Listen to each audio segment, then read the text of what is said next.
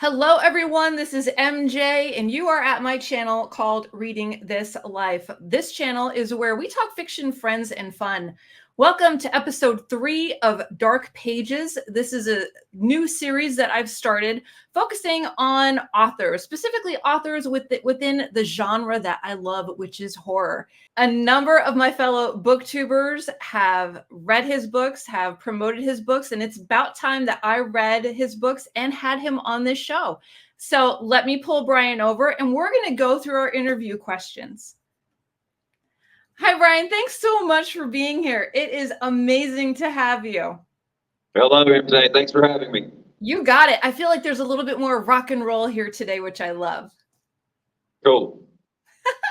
So you had a chance to go through the questions. These are the same questions that I covered in episode 1 and 2. So there's no surprises.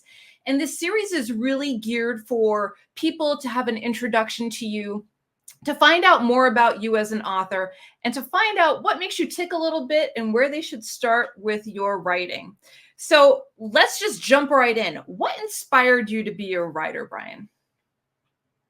I began reading fiction at age 16 in 1989 in a juvenile prison called the Salem Industrial Home for Youth in Salem, West Virginia. There was a correctional officer there named Moscar, and he happened to be a huge horror fan. And he started bringing me books every day by anyone who would publish anything in the genre at that time. That's awesome. Stephen King, Dean Koontz, Clive Barker, Robert McCammon, Richard Lehman, Jack Ketchum. The list goes on. And soon after I started reading fiction, I wanted to start writing. That's amazing. How long after that did you start writing? Not long. Okay. I had already been writing song lyrics at that time anyway, because, in heavy metal bands as a guitar player, I just soon started writing song lyrics as an extension of that. But after I started reading fiction in juvenile prison, I told Moscar to bring me a notebook and a pen, and I started writing short stories. And Moscar loved it. And then I would get out and let my friends read them, and I never got those stories back. I wish I had some of those stories now, but I'm sure the writing was terrible, but I had a lot of fun with them at the time. They kept me entertained in that prison cell anyway, that's for sure. I love it. I love it. So, so does that tie into question number 2 as to what inspired you to start writing horror? Yeah, I think a lot of it had to do with my competitiveness. As a child, I was a traveling all-star basketball player, and I also played football. So I've always been competitive. And then after I got locked up as a teenager and started reading fiction, I thought, I could do this, or I want to try anyway. So, the writing was just like an extension of the reading for me. It was like my competitiveness was bleeding through into the reading, I think. So I think that's what started it. Oh, I love it. So tell us a little about your writing process. How do you fit it in your schedule? Well, I only sleep 4 hours a night maximum. Usually less. I go to sleep at 4 a.m. And I always have my alarm set for 8 a.m., but it almost never wakes me up. I'm usually awake by like 7 or 7:30, and I wake up excited to get right back to whatever story I'm currently working on. So I'll just turn on the coffee maker and just get right back to it. And I work second shift, 3 p.m. to 11:30. So I have 8 hours every day to read and write before I even go to work. And that's all I do. And then I go to work, and then I'm home before midnight. And then I crack open a fifth of whiskey and just write all night. I either read or write all night, and then I pass out at 4 a.m. and then I wake up less than 4 hours later and just do it again. And I do the same thing on weekends, except I don't have to go to work. So that's all I do all weekend is read and write. And I love it. I would not have it any other way. Yeah. So have you ever had any like diversions from your schedule? No. I've been married a couple times, and I've had all different kinds of phases of my life where I was doing other things. There were long periods of my life where I didn't write at all. There were a couple of years way back. I went to film school. I used to write screenplays. I've been like all over America, but ever since my second wife and I divorced almost 2 years ago now, that's what I've been doing, and this is the happiest I've ever been. I just have this apartment all to myself, this 2-bedroom apartment. I wanted a 1-bedroom, but they only had a 2-bedroom, and I was like, fuck it, I'll take it. And as you can see, this living room has nothing in it. This entire apartment is like that. It's a clean space. You could walk in here and you would think no one lives here. This is my walking track, because I walk every day for an hour before work, and I write on my phone the entire hour that I'm walking. And then I go Then I go to the bedroom and key everything that I just wrote in my phone into my laptop into the document, giving it a second draft almost immediately before I even go to work. And that's all I do. There's no TVs here. There's no furniture. There's no stereo equipment, no video game systems, nothing. That's all I do. I have a couple guitars. I play guitar for like 10 minutes a day just to stay in practice. But other than that, I'm just reading or writing. That's awesome. That's awesome. And I love your guitar playing too. It always makes me smile on YouTube. Oh, thanks. Okay, so we got through your rituals and your routines to start your writing process. What do you think is the most challenging thing, the challenging part of writing horror for you? There are no challenges. No? When it comes to writing horror, no. Good. That's awesome. Deciding which project to commit to next, because no matter what I'm working on, I got 3 or 4 stories clamoring for attention in my head, going, write me. And I'm like, hold on, man, let me finish what I'm working on. Right. And then I got to pick whichever one to commit to. So, yeah. But other than that, there are no challenges. That's all I do, and I love it. That's awesome. That's awesome. So give us some of your grand tips, some little bits of nuggets of knowledge that you can share with aspiring writers. Just read a lot and write a lot. That's really the only way to get better. Yeah. I mean, when I started, I was copying Stephen King and Dean Koontz and Clive Barker, but putting my own spin on it. But then you'll start to get your own voice. You'll develop your own style. And you'll go back and look at that old stuff as garbage, and that's good. That means you're getting better. Right. And that never stops. That never changes. That never ends. Like every phase of your writing life, you look back on old stuff and cringe, like, oh, I could have done that better. But eventually you reach a point where you're kind of okay with the stuff. And writing is rewriting, so you're always polishing stuff. But eventually you just have to let go of it, or you just drive yourself completely bonkers, and you never get anything out. But yeah, just read a lot and write a lot, and try not to spend all your time watching television or playing video games. I don't do any of that, but that's just me. I know I'm weird. I know most people watch TV and movies. I don't watch TV. Yeah, I almost never do. I don't even have one. Cool. All right. So I heard you mention Stephen King. How about some of your other favorite authors, favorite books? I heard you say Clive Barker as well. Oh, yeah. Poppy Z. Bright has been a huge influence. Yes. The stuff Poppy released in the 90s, still some of my favorites, like Lost Souls. That's my all-time favorite. Cool. Brian Keene, James White, Edward Lee, Brian Smith. But of the current favorites, a lot of what I'm reading right now is Laurel Hightower's latest release, The Day of the Door. Yeah, love Laurel. Oh, it's phenomenal. I'm about halfway through it. I have read everything Hightower has published thus far, and my favorites so far have been Below, Crossroads, and her collection. Every Woman Knows This, but I have a feeling that The Day of the Door may end up being my favorite. So yeah, Hightower and Gabino Iglesias. Yes. Candace Nola. Candace Nola is a great writer. Douglas Hackle is one of my favorite writers. Claire Castleberry, Catherine McCarthy, Judith Sonnet, extreme horror writer, and Jonathan Tripp, Ross Jeffrey, Joseph Sell, Elsie Marino, Catherine Silva, Asher Dark, Chuck Nasty. I mean, I read 300 books a year, so the list goes on and on. But yeah, those are some of my current favorites. That's awesome. I'm so glad I'm recording this so I could write some names down that I'm not familiar with. Yeah. Awesome. Okay. When you were a kid, did you have any horror movies, horror books that really just scared the hell out of you?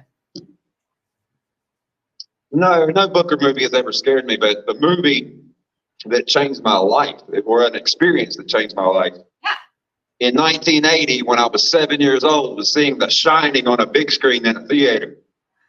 I was not the same person walking out of that theater as the person who had walked into that theater. And as far as books go, I didn't read as a child. I didn't start reading until I was 16, but I'd have to go with Pet Sematary, which was the first novel I ever read in that juvenile prison cell, and it remains the one that had the most impact. It's an amazing book. I mean, Stephen King took me out of that cell. I didn't know fiction had that power, that ability. Yeah. That right there, when I was reading, I was like halfway through Gage's shoe after that truck hit Gage, and I was not a parent.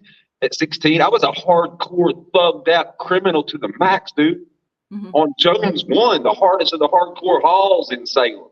You know what I mean? And, Stephen King reduced me to I don't know what, man. I was like in shambles, man. I mean, I couldn't believe that fiction had that ability to do that. And I was like, I want to tap into this magic right there. I was like, this is what I want to do. I knew right then at like age 16.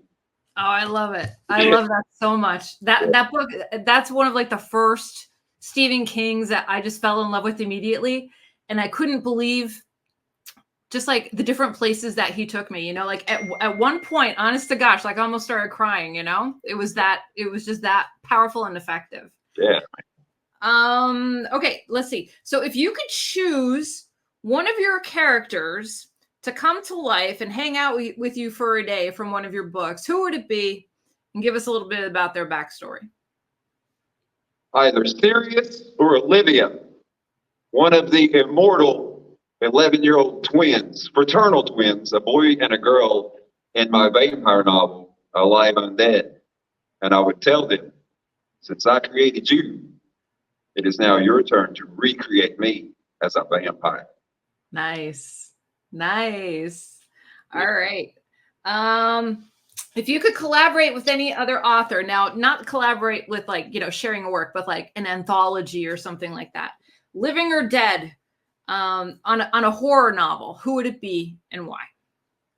Yeah, when it comes to working on any kind of work of fiction, like a novel or a novella or a novelette or a short story, I could not collaborate with another author living or dead. There's no way. I could not relinquish any control.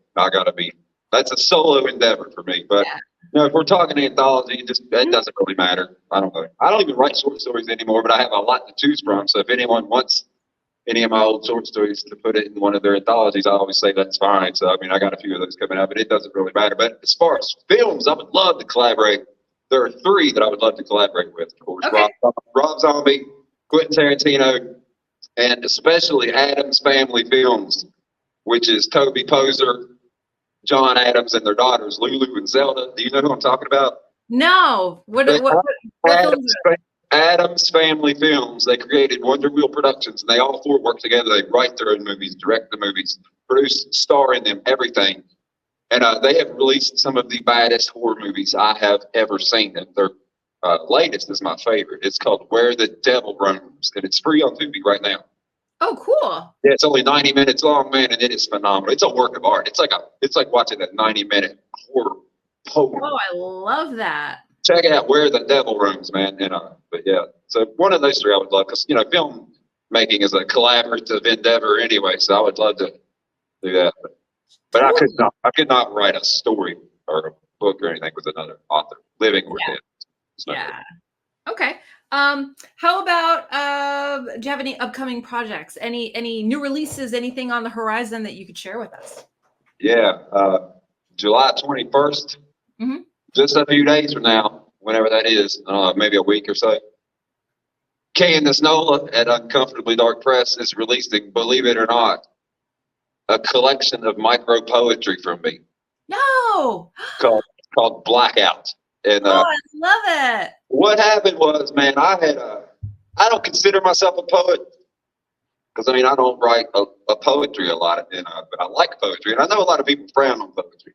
And long ago, I had released a few books of poetry. You know, there was like The Light of Memory, and then a couple more. But I went back and looked at them years later, and I was like, man, these are terrible. I published them, so those are gone forever.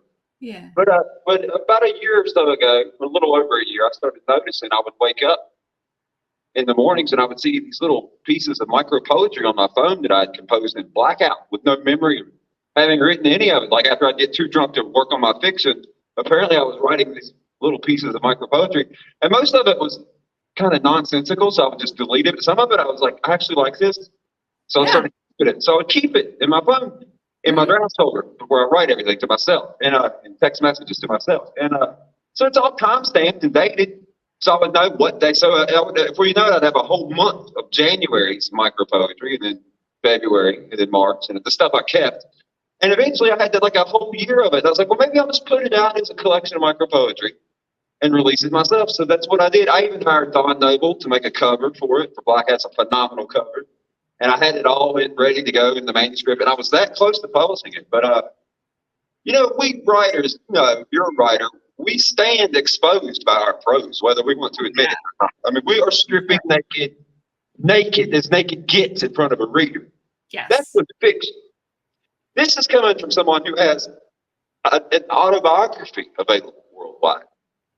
But even that is just a glimpse into your life. Mm-hmm. Whatever. Poetry is like the writer's naked soul beneath a spotlight. And I did not know if I wanted to strip that naked, man. I was like, dude, I don't know about this. But the manuscript was going, no, put me out, release me, publish me. And I was like, and I came this close to doing it, and I said, no, I'm not doing it. So I put it away, man. I said, forget that. And I went back to work on whatever book I was working on, but it wouldn't shut up. It kept pestering me. And finally I said, okay, listen, I'll send you to Candace Nola at Uncomfortably Dark Press. Candace is a poet, in addition to being a great writer of horror fiction. And if she likes it and wants to publish it, fine. If not, forget it, dude. I'm just going to put you away and forget about you. Mm-hmm. And the manuscript left me alone.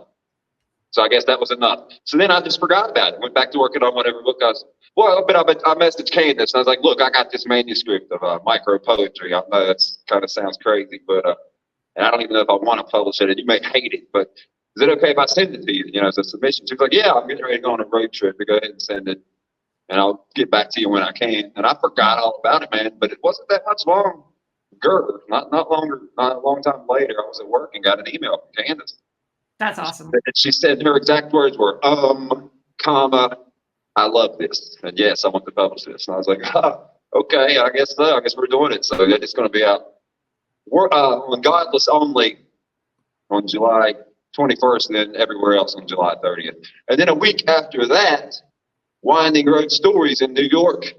Michael Dolan is publishing my New York City horror novel, Metro Kinetic. And because after Old Too Soon became homeless, and Kill Factor became homeless after Potter's Grove Press closed their doors, one of their authors contacted me.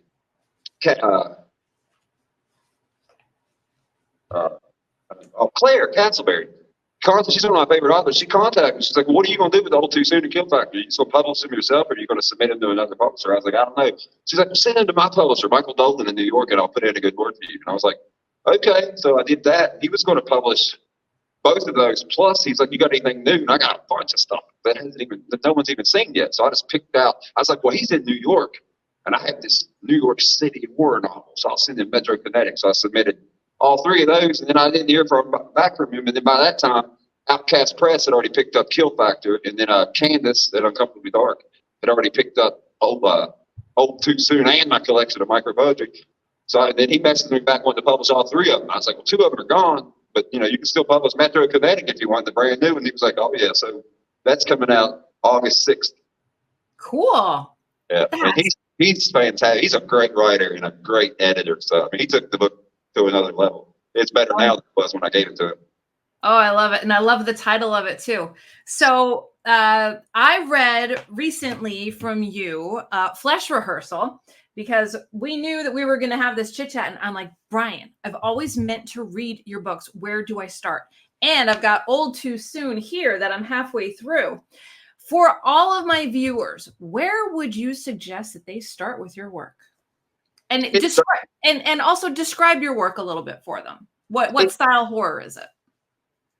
It's just horror. I don't know. I think it's fun horror. I mean, it really doesn't matter where you start. I think it just depends on whatever length you prefer. Yeah. If you like